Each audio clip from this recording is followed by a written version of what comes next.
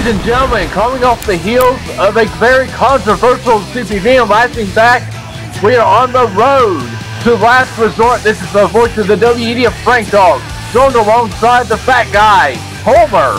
What's going on tonight? I mean, tonight we are going to, a lot of stuff happened back at Lashing Back, including we found out that Bret Hart is the new general manager, and we're going to find out just what he has to say after revealing himself as a general manager. I mean, tonight's a big night after what we saw happen at Lashing Back 3. And here comes Bret Hart now. He made his intentions known that he does not want Danny Jackpot as World Heavyweight Champion. You know, I gotta be honest here for a second.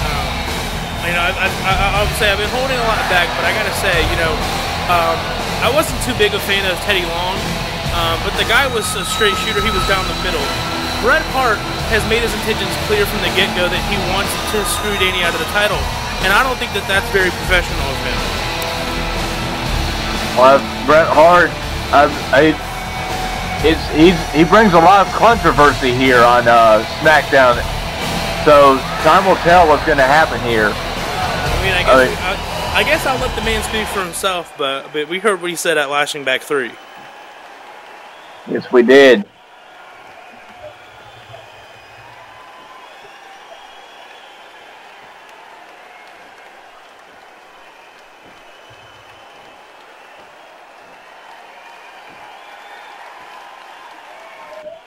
Can he outdo what Teddy Long has done? Getting right to Last Resort. Whoa! Oh Wait. My God! What? Wait, Edge? Edge? Wait, why is Edge getting a world title shot? He lost. Wait a minute. Whoa, my goodness. Well, we're going to hear from the Heartbreak Kid Shawn Michaels, who also won at Lashing Back. Was victorious against Sheamus. I'm surprised that Shawn Michaels has not been considered to get a world title match either. I think everybody in this arena is surprised, and I think that's what we're going to hear Shawn Michaels say. But, I mean, anything is, I don't know what's going on.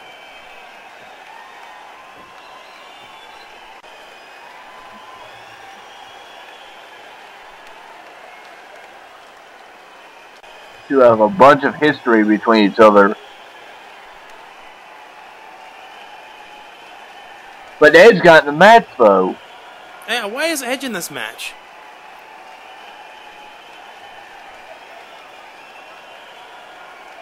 I'm sure Edge has beaten Danny Jackpot on many of occasions, but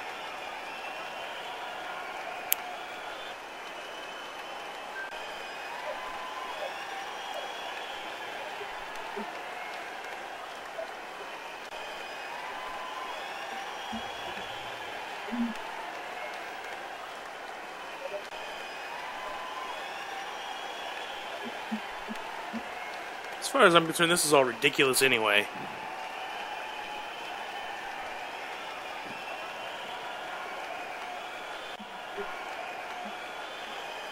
Wow. Well, who's his opponent going to be? Oh, whoa! My Kurt Angle, Shawn Michaels, main event winner gets to be added to the. Now it's going to be a fatal four-way. Danny Jackpot, the deck is stacked against him once more. Have you thought that the controversial ending to the Falls Count Anywhere match in which Del Rio cost Angle the match, this is even more stacked against the true savior? I mean, Bret Hart said it himself. He wants to do anything he can to make sure that Danny Jackpot does not leave Last Resort as the World Heavyweight Champion, and I guess he's doing a pretty good job of that right now.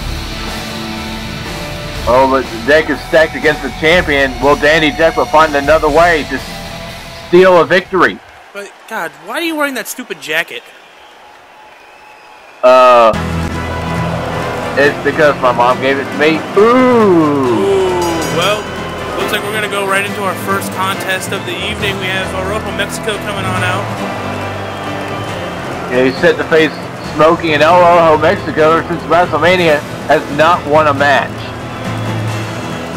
I mean, Many feel like his high-flying has been costing him matches. It cost him against Edge, cost him against Sin Cara. I mean, the thing you have to remember, I mean, aside from the fact that his high-flying ability may or may not be getting in the way, but he's also inexperienced. You know, you can't expect that, you know, a guy who hasn't been here very long to just jump right in and beat the best. But I think that tonight's actually a pretty good test for him.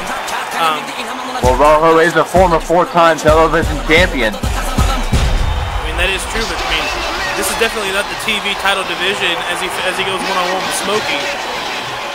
If Smokey the yelling one, it's said that listen to the ovation the fans are giving him tonight. I mean, I will say one thing, you know, Smokey, not the favorite in my eyes, but these fans are definitely giving him a huge response, and that's going to be tough for El Rojo Mexico, because you know, for a lot of people that get in the ring, you know, the fans are very important to what they do. Many have been speculating over the past few months is who's been playing that music on Smokey. I mean, we still have no idea who it could be. You know, I have a couple guesses, but I'll save them to I'll leave them to myself right now. He needs to keep that in the back of his mind as he goes one-on-one with El Rojo Mexico. And knowing Rojo's been in a losing streak, what do you think it takes for him to end that? You know, honestly, he's just got to forget about those losses. You know, each match is a new opportunity for you to prove yourself. It's a clean slate from this point on, and that's the way he's got to see it. I think if he's going to defeat Smokey tonight, he's got to, you know, he's got to live in the moment. He's got to think about only this match. Look at Rojo right here. He's got to use his high-flying calculated, not try to go for too many spots. Otherwise, it's going to call for like it did with Edge.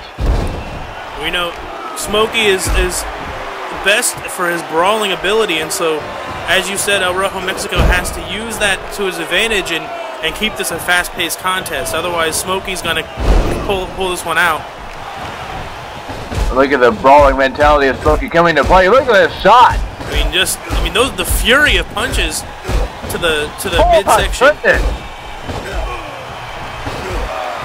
Smokey really laying into him. I mean, El Rojo Mexico doesn't even, you know, I mean, you can't even see those punches there so quick. Irish whip to the corner.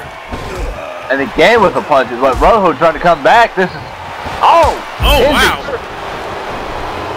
Beautiful kick by El Rojo Mexico. Oh, wow, look at this. Oh, looks like a little submission move in here. Wrenching the shoulders, especially of Smokey. That's a very good strategy by El Rojo Mexico. I mean, that limits the Smokey, might prevent Smokey from hitting that SKO. Not to mention the brawling ability that we know Smokey is so good for is definitely handicapped if his arms are not 100%. And wait a minute, look at Rojo coming up in a suplex. And now he's rolling over for a cover. 1, 2, and a kick out in 2. And Smokey's looking to get in the Intercontinental title hunt, actually.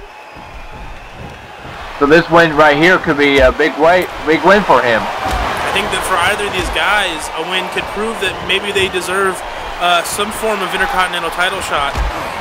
And no one can forget the history between Smokey and Ocho Jax. Look at the Rojo. Nice splash sort of move. And another big enziguri. Oh, Smokey wow. Took too long Rojo on the top rope, and now Smokey's taking advantage. And this could cost Rojo here. Smokey just needs a small opening from El Rojo Mexico to take control. And there he is again with those punches. And a clothesline. Another clothesline from Smokey. Things are not looking good for El Rojo Mexico. And this is where Smokey's going to get into another gear. Big power slam followed by a cover. Is this going to be it too? Rojo able to kick out at the last second. But Smokey right back. Uh-oh, here we go. This is vintage Smokey on this one. Smokey going for it. Yelling elbow. Connects, and the window of opportunity for Rojo is closing. very, very slowly. Oh! Rojo's coming back. Counter Smokey on possibly the attempted SKO. Oh, wow. Crash and burn with that springboard attempt. I'm not sure what Rojo was thinking there. Was he still trying to fight? Oh!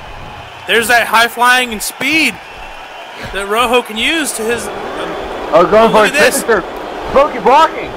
3 times. 3 times he blocked it and responded with a snap suplex. Rojo is out cold, but it looks like Smokey's going to put the finishing touch on this one. I think we know what he's getting ready for up here. 5-star Acid Splash. Acid Splash connects, and here's the cover. This one's over. 1, 2, and 3. Thanks for playing Rojo, but this was actually a pretty big win for Smokey. Yes, it was. This Oshijak, he had so many challengers. He had to deal with Ryder and Lashing Back. But with Smokey's win here, you may be looking at the next challenger. I mean, I gotta believe that the Intercontinental Champion himself was in the back scouting this match, knowing just how hungry Smokey is for a championship opportunity. And here's the replay of the Acid Splash.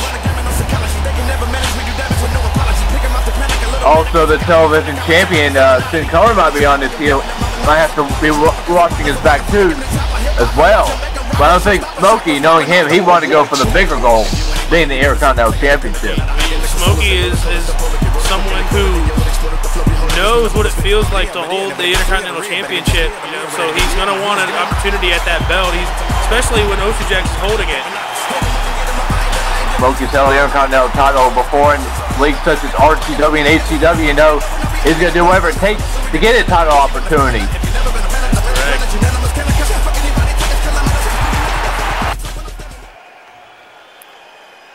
Wait, what's this? Ooh. Looks like Tyson Kidd's looking to get a favor from a... Remember WrestleMania 1, Bret Hart accommodated the Hart Dynasty. But Tyson Kidd has had a big character change since then. I think that if Bret Hart is a... Wait, what? He's trying to kiss his ass for a title shot? No, I mean, he's asking for a family favor. There's nothing wrong with that.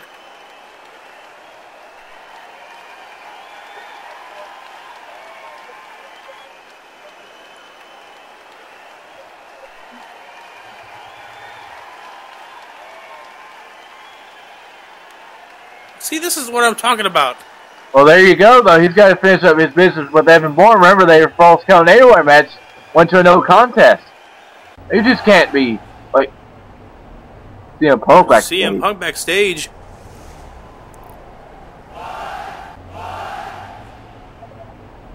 That's absolutely correct. About time CM Punk got recognized by somebody on this brand. That's exactly what I'm talking about.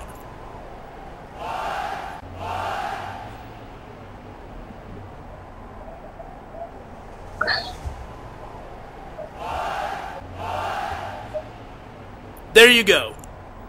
Give him all the title shots. I demand it.